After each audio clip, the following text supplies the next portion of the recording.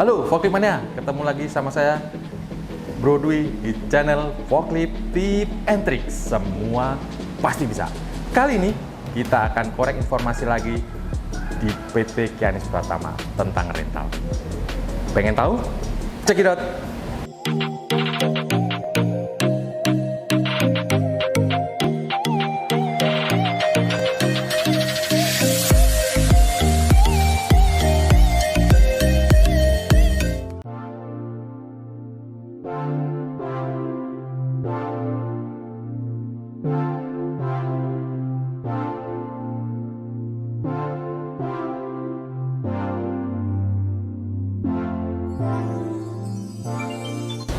Halo Pak Agung.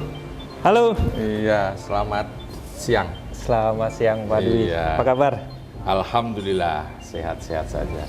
Gimana Pak Agung perkembangan bisnis rental tahun 2002 ini? 2022. Oh, 2022. Iya benar, 2022. Mudah-mudahan sih kalau melihat tren beberapa bulan kemarin sebelum akhir tahun ada peningkatan. Oh iya. Jadi Peningkatan. harapannya sih, dan saya merasa optimis di 2022 ini akan lebih baik. Amin ya robbal alamin. Saya rasa akan meningkat. Iya, Pak Agung, saya ini teman-teman dari Forklift Mania pengen lebih mengenal nih bagaimana tentang forklift rental itu seperti apa. Itu kemarin udah sama Pak Awal ya? Awal, iya betul. Sama Pak Awal, sekarang sama Pak Agung. Nih Pak Agung, jadi kalau kita mau rental, contohnya saya mau rental nih Pak Agung. Jadi persiapan apa yang harus dilakukan oleh Pak Agung lah dari sisi teknisnya untuk customer kalau saya mau rental forklift elektrik nih Pak Agung. Kalau forklift diesel kan gampang ya, Betul, tinggal betul. telepon, survei lokasi, selesai, tinggal kirim. Nah kalau forklift elektrik kan beda Pak Agung. Nah menurut Pak Agung bagaimana nih persiapan apa yang harus dilakukan untuk kalau kita mau rental forklift elektrik itu? Pada umumnya memang juga ada kesamaan dengan forklift yang diesel, itulah. Tetapi kalau untuk yang elektrik sih memang ada beberapa hal yang lebih detail yang harus kita gali. Karena menurut beberapa pengalaman saya, ada beberapa customer yang menyamakan cara kerja atau pemakaian forklift elektrik dan diesel gitu. Oh, jadi pemakaian aja udah berbeda ya Pak Agung? Betul gitu. Kalau bicara dengan soal forklift, Ini secara agak kesini sedikit Pak Agung. Oh ya, boleh. Oh bukan, kesana Oh, coba kesana. nih. Nah, biar kelihatan sama Kelihatan ya. kameranya. Biar jelas gitu loh. Secara bentuk sebenarnya mirip, sama-sama 4 roda. Kalau bicara forklift elektrik ya, Iya. electric counterbalance. Cuman secara pemakaian, kalau yang diesel itu kalau dipakai di order dalam kondisi hujan itu tidak masalah. Iya pasti. Kalau yang elektrik memang lebih sensitif. Betul. Dan tidak disarankan apalagi kalau hujannya deras. Iya pasti ya. Nah, hal seperti itu yang kadang saya harus gali lebih detail di customer mengenai cara pemakaiannya. Terus yang kedua juga kondisi lokasi kerja. Oh. Maksudnya lokasi kerja itu kadang ada customer yang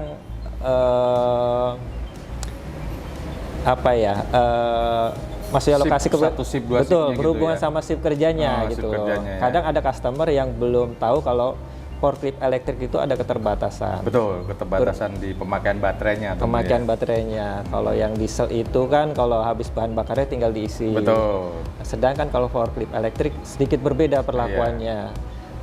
Sumber tenaganya dari baterai dan baterai itu kan ada keterbatasan. Betul. Karena mulai dari keterbatasan lama kerjanya sama keterbatasan untuk kebutuhan waktu pengisian ulang. Oh iya, chargingnya ya. Chargingnya. Butuh waktu lebih lama. Kalau diesel kan tinggal ngisi solar, Langsung jalan. langsung jalan. Kalau Betul. ini kan perlu waktu mungkin sekitar 7 jaman ya Pak Agung, Betul, kalau 7 sampai 8 tonanya. jaman gitu. Jadi saya harus menggali kondisi pemakaian di customer itu berapa sih. Kalau hanya satu shift, tidak apa-apa hanya memakai satu baterai saja, karena satu baterai itu kalau dipakai secara continuous terus-menerus tanpa terpotong istirahat atau mungkin terpotong menunggu dokumen atau truk yang datang, itu bisa dipakai 5 jam continuous gerak terus. Iya, iya. Tapi kalau ternyata pakainya lebih dari satu shift, sangat disarankan untuk memakai baterai cadangan. Oke, oke. Tuh. Jadi biar operasionalnya tidak berhenti gara-gara ngecas tadi ya. Betul. Apalagi untuk perlakuan baterainya kan harus diperhatikan secara khusus. Kalau baterai itu disarankan ketika tinggal tersisa 20%, sebaiknya untuk dicas, diisi ulang. Karena kalau dipaksakan akan berdampak buruk ke baterainya, yang kedua juga berdampak buruk untuk forkliftnya sendiri. Iya, terhadap forkliftnya sendiri. Jadi cepat rusak nantinya. Iya, betul.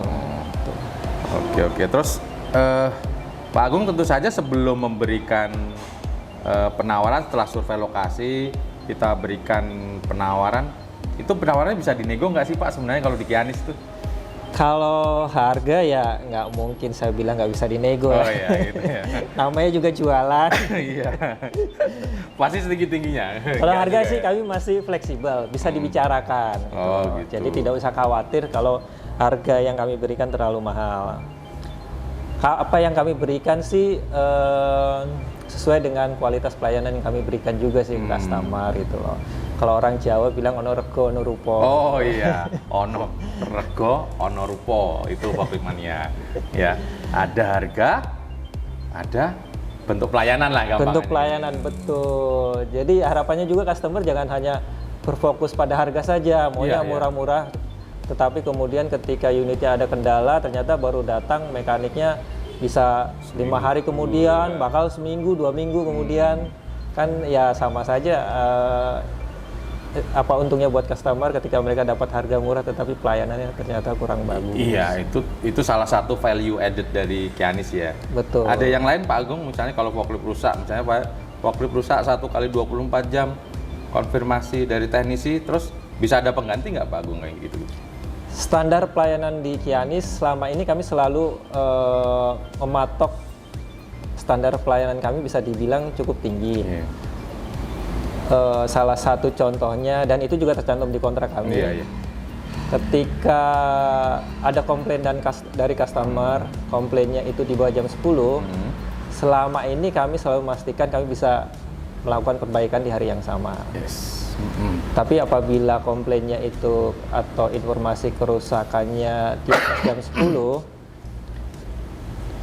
dan ternyata mekanik kami yang standby sedang kosong, paling lambat besok. Tetapi kalau ternyata ada mekanik yang lokasinya berdekatan, kami usahakan juga di hari yang sama. Oke. Ya Pak Agung, itu baru tadi dari respon ya. Respon, kemudian dari alatnya pasti di PDA dulu ya, pre-delivery inspection, kemudian respon kedatangan teknisi juga. Nah, teknisinya udah bersertifikat nggak Pak Agung yang kayak gitu? Kita yang di Kianis ini tentu saja. Pastinya sudah bersertifikat semua, dan kami jamin bahwa kemampuan dari teknisi kami itu sudah sesuai dengan semua kebutuhan kerusakan unit di customer.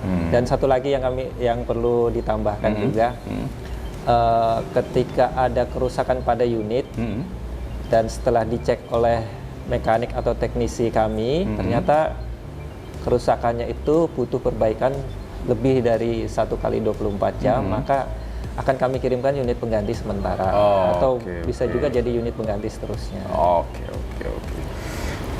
Oke, satu hal lagi, tentu saja Forklift Mania yang sebagai penyewa nih Pak Agung, kewajiban apa sih yang harus dilakukan mereka ketika unit pada saat setelah kirim ya? Tentu saja pengirimannya dari Kianis Pratama kan? Betul. Nah, pengiriman dari Kianis Pratama, kemudian apa yang mereka harus lakukan pada saat menerima unit itu? Ya, ini juga menjadi hal yang penting karena selain dari kami juga dari kami sendiri sebagai pihak pemilik unit, customer sebagai pemakai unitnya juga sangat kami butuhkan bantuannya.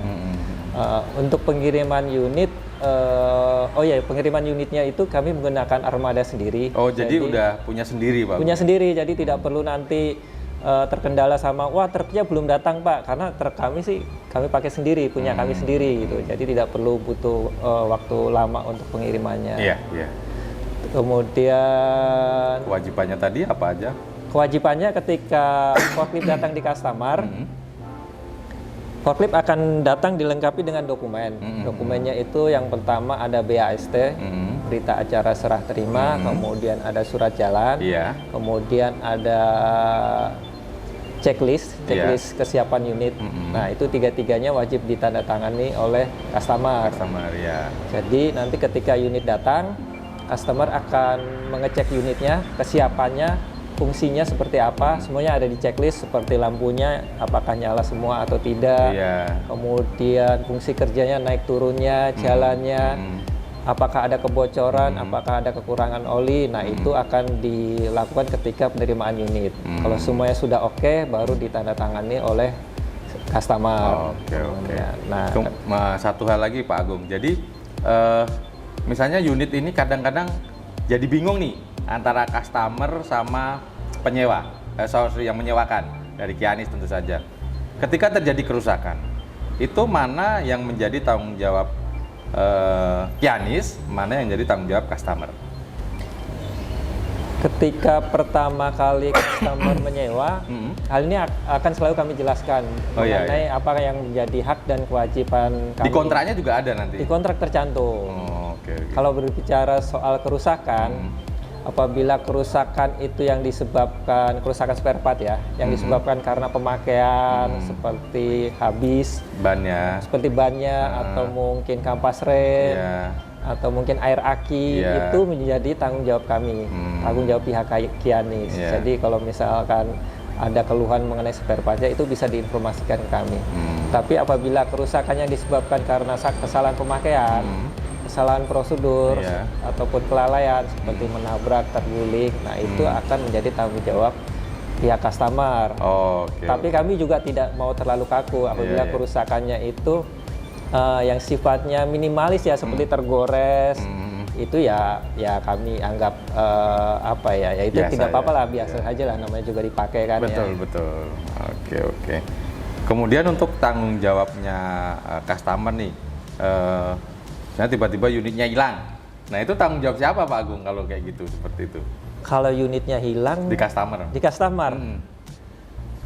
Karena unit berada di lokasi customer, seharusnya tanggung jawab keamanan kan ada di pihak customer. Karena mereka sebagai pemilik tempat, sebagai tuan rumah, seharusnya menjaga keamanan kondisi lokasi kerja gitu loh. Yang pastinya itu akan jadi tanggung jawab pihak.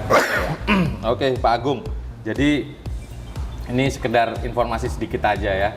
Nanti suatu saat saya tanya-tanya lagi nih. Boleh, silakan. Jadi biar Forklift Mania juga tahu yang mau rental seperti apa ya. Nanti disertakan ya Pak Agung nomor handphone. Boleh. Sama WhatsApp-nya. Boleh. Ya, nanti di sini di bawah ya. Forklift Mania. Kita biar nanti siapa tahu ada keperluan rental forklift bisa hubungi Pak Agung juga. Oke, itu aja. Pak Agung, terima kasih. Sama-sama. Informasinya. Selamat sore. Salaman dulu. Gimana nih? Forklift Mania. Itu tadi sekilas tentang bagaimana kalau kita mau merental forklift elektrik. Ya, khususnya di PT Kianis Pratama. Best rental forklift di Indonesia. Oke, itu aja dari saya. Jangan lupa ya, like, komen, dan subscribe supaya channel kita semakin berkembang. Salam dua garpu. Bye-bye.